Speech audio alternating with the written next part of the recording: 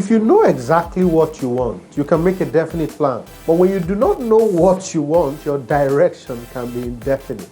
Welcome to 2 Minutes on Tuesdays with Charles. We start today by talking about decision making.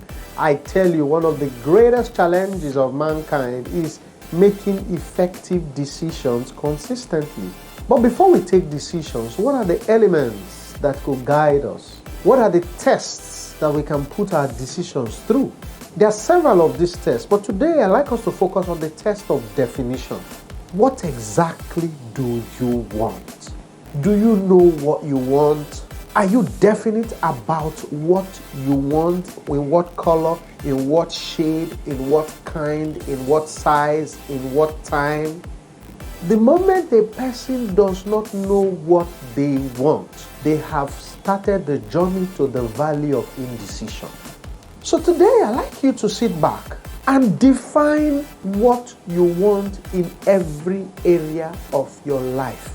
The reason why is, have you ever been to the market and then you see people calling you in different directions? Hey, customer, come and buy. Why not? Have you watched the television and you see adverts from different directions pulling you? When you don't know what you want, you will always have what you do not want around you. When you do not know what you want, you will spend all your time investing in liabilities and not assets.